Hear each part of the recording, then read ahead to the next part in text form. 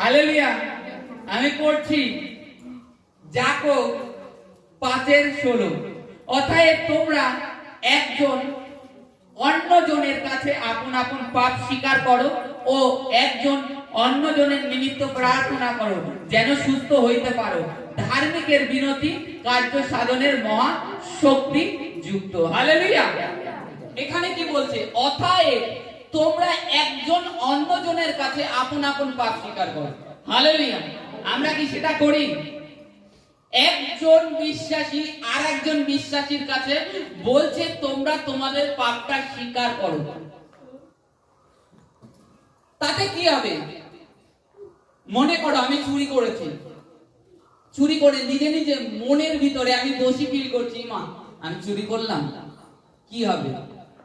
শুভ অন্য একটা কিছু করেছে মনে করো, এবার শুভ মনের মধ্যে দোষী ফিল করছে, তখন দুজনের মনের মধ্যে গিল্টি রয়েছে, সমস্যা রয়েছে, ভয় রয়েছে।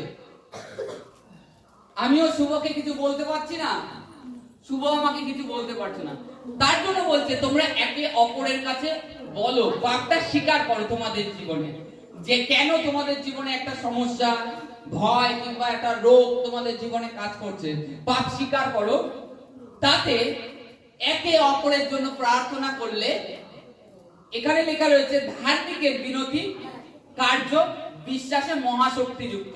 এবার মনে করুন শুভ পাপ করেনি কিংবা আপনারা কেউ করেননি, আপনারা ধার্মিক আছেন, আমি চুরি করেছি, আমি অন্যায় করেছি, আমি আপনাদের কাছে কারোর কাছে যে কেউ হোক, দীপন হোক অপর্ণাদি যেই হোক, আমি বলছি অপর্ণাদি আমি এরকম না চুরি করে ফেলেছি, আমি শান্তি পাচ্ছি না, প্রভু আমাকে ক্ষমা করুন। আমি আমার পাপটাকে স্বীকার করলাম, তাতে কি হলো? আপনি আমার জন্য প্রার্থনা করলেন। আমার মধ্যে যে হৃদয়ের মধ্যে যে চঞ্চলতা কাজ করছিল, যে অশান্তি কাজ করছিল, সে পলায়ন করবে, কারণ আমি পাপটাকে স্বীকার করেছি। কার কাছে? ঈশ্বরের কাছে, অপর্ণাদির কাছে নয়, ঈশ্বরের কাছে। বাইবেলে লেখা রয়েছে ধার্মিকের বিনতি কার্য সাধক যুক্ত হয়। আর অপর্ণাদির মধ্যে কে আছে? ঈশ্বরের সেই আত্মা, পবিত্র আত্মা। তিনি আমার পাপ স্বীকার করা, আমি যে নত হয়েছি, নম্র হয়েছি, এটাকেই তিনি দেখলেন। আর এই যে বাইবেলের বাক্যে যেটা লেখা আছে যে ধার্মিকের বিনতি কার্য সাধনের মহাশক্তি যুক্ত হয়, তখন কি হলো? আমার ভিতর থেকে অশান্তি কিংবা আমার মধ্যে একটা গুপ্ত রোগ হয়েছিল চুরির জন্য, কিংবা আমি মন্দ কর্ম করি, যা কিছু আমার জীবনে আছে মন্দ কর্ম, সেইগুলো আমি যখন স্বীকার করলাম, শেয়ার করলাম, তখন ঈশ্বর আমাকে ক্ষমা করে দিলেন। আমাকে ক্ষমা করে দিলেন। আমি তখন ধীরে ধীরে হৃদয়ে যে চঞ্চলতা কিংবা আমার শরীরে একটা রোগ কিংবা একটা গুপ্ত রোগ হয়েছিল, তার থেকে আমি সুস্থতা লাভ করলাম। আমরা স্বীকার করি না, আমরা অন্যায় করি, পাপ করি, অথচ স্বীকার করি না।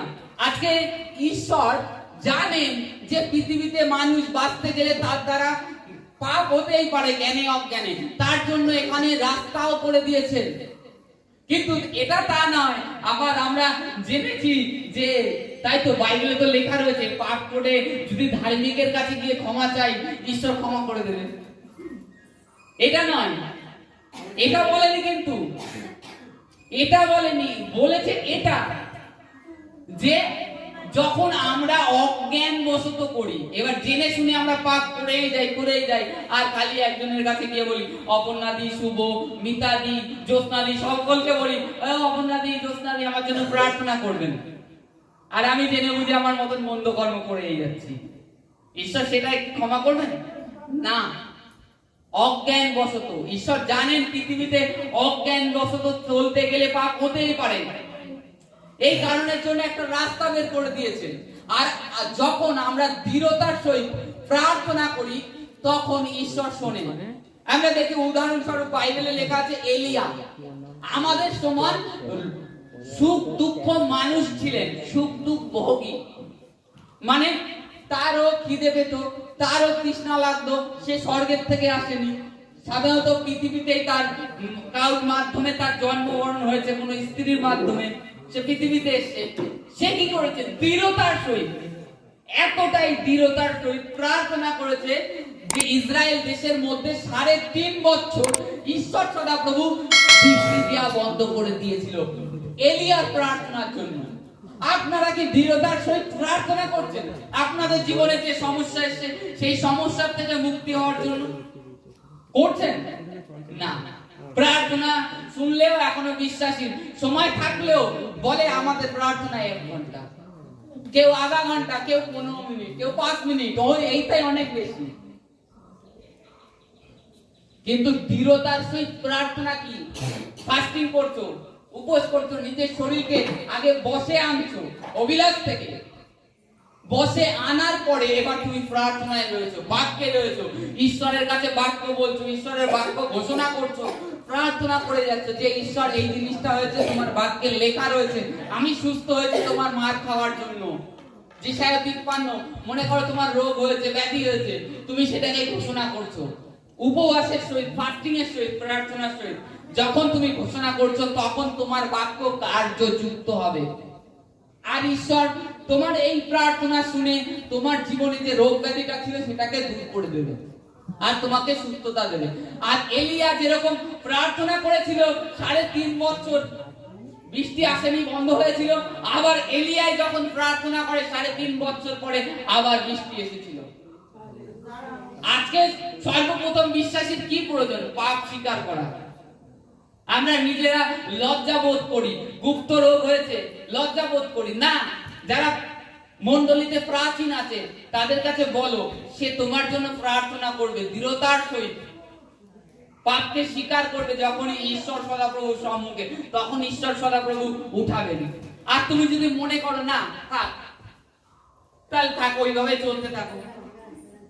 তখন ওই 2-1 জনের মতন জগতের লোকে যেরকম বলে যে আমার যে রোগটা হয়েছে এটা আমার ওই চিতায় না গেলে আর যাবে না, আমি বাঁচবো না, এই রূপ বাক্য। কারণ তোমরা দৃঢ়তার সহিত প্রার্থনা করো না, এই কারণে তোমাদের বাক্য নিরাশাযুক্ত, হতাশা যুক্ত হয়। আমি প্রথমে বলছিলাম যে নিরাশাযুক্ত বাক্য, কারণ তোমরা প্রার্থনা নেই, ঈশ্বরের বাক্যে নেই, এই কারণে তোমরা ঘোষণা করতে পারো না। সমস্যা মানব, যখন আমরা পৃথিবীতে মানুষ রূপে এখনো আছি, সমস্যা আসবে না এমন নয়, কিন্তু সমস্যার রাস্তা কিংবা সমস্যার সাথে লড়াই করবার জন্য প্রভু আমাদেরকে অস্ত্র দিয়ে রেখে দিয়েছেন, যে কি অস্ত্র কখন ব্যবহার করতে হবে। এবার আমরা যদি একজন যোদ্ধা হয়ে, খ্রিস্টের যোদ্ধা হয়েও যদি আমরা আমাদের সময় মতো অস্ত্রটাকে ব্যবহার না করতে পারি, তাহলে শত্রুর গুলি তো আমার গায়ে লাগবে, শত্রুর গুলি তো আমার গায়ে লাগবে। শত্রুর গুলি যখন লাগবে তখন তো আমি মরে যাব। তা আমাকেও সেই রূপ তৈরি হতে হবে, ঈশ্বর অস্ত্র দিয়েছে যখন, যেন আমি সেই অস্ত্রটাকে ব্যবহার করতে পারি। আজকে এখানে লেখা রয়েছে স্পষ্ট যে তোমাদের কেউ যদি পীড়িত থাকে, তোমরা অতএব তোমরা একজন অন্য জনের কাছে আপন আপন পাপ স্বীকার করো, পাপ স্বীকার করে ঈশ্বরের কাছে নত হও, ঈশ্বর তোমাদেরকে সুস্থ করবেন। ধার্মিকের প্রার্থনা মহাকার্য, মানে লেখা আছে ধার্মিকের বিনতি কার্য সাধনের মহাশক্তি যুক্ত হয়। আজকে জেনেও বিশ্বাসী যদি না করো, তবে তোমরা এখনো অন্ধ, মানে ঈশ্বরের বাক্য থেকে দূরে আছো। আরো তোমাদেরকে গভীরভাবে ঈশ্বরের বাক্যকে পড়তে হবে। যখন এই যে বিনতি প্রার্থনা করছে, তখন ওই যে তোমার মনে অশান্তি যে গিটটা বেঁধেছিল, সেই গিটটা স্বর্গে খুলে দেওয়া হলো, আর তোমার মধ্যে আবার পুনরায় প্রভুর শান্তি প্রবেশ করলো। প্রভুর পবিত্র আত্মা আবার তোমার মধ্যে কাজ করা শুরু করলো। তখন তোমার মধ্যে সেই রোগ চলে গেল, তোমার মধ্যে সেই চঞ্চলতা তোমার হৃদয়ের থেকে চলে গেল। তখনই তুমি শান্তিটাকে আবার পুনরায় উপলব্ধি করতে পারো। দাদাই বলছিল যে শান্তি কি জিনিস, যে একটা ব্যক্তি মিনিস্ট্রিতে এসে পাঞ্জাবে, তিনি অনেক টাকা নাকি, খালি মিনিস্ট্রিতে এসে তার কোনো অভাব নেই, কোনো রোগ নেই, কেন এসেছে? একটু শান্তির জন্য। আর আজকে আমাদেরও যদি শান্তির প্রয়োজন হয়, তবে ঈশ্বরের কাছে পাপ ক্ষমা চেতে হবে, ধার্মিকের কাছে, তার কাছে বিনতি করতে হবে, আমাকে প্রার্থনা করো, আমি এই অন্যায় হয়েছে আমার দ্বারা, আজকে আমার এই রোগটা এসছে, প্রার্থনা করো, তবে ঈশ্বর সুস্থ করবে। ঈশ্বর তোমাদেরকে পুনরায় উঠাবে। আর ঈশ্বর চান প্রত্যেকটা আত্মা ঈশ্বরের সেই অনন্ত রাজ্যের অধিকারী হওয়ার জন্য। ঈশ্বরের ইচ্ছা এটা, কিন্তু আমরা নিজেরাই ঈশ্বরের ইচ্ছাটাকে ইগনোর করে দিই, এড়িয়ে দিই। খালি মনে করি যে মানুষ হয়ে এসেছি, পশু পাখিও যেরকম মানুষও সেরকম। এটা ভুল ভাবছো, পুরো ভুল। ঈশ্বর তিনি রয়েছেন, তিনি আছেন, এইটুখানি। তাকে বিশ্বাস করলে অসম্ভবকে সম্ভবে পরিণত করা যায়, আর বিশ্বাস না করলে ওই ছোট একটু মশাও মারা যায় না। বলছিলাম না, প্রথমে বলছিলাম যে কিডনি হার্ট ছাড়া মানুষ কিভাবে বেঁচে থাকে? ঈশ্বরের ইচ্ছা এগুলো।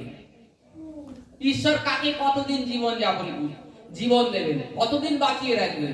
আজকে আপনার শরীরে একটা রোগ হয়েছে, আপনি নিজে ভাবছেন মারা যাবো, এত বড় রোগ।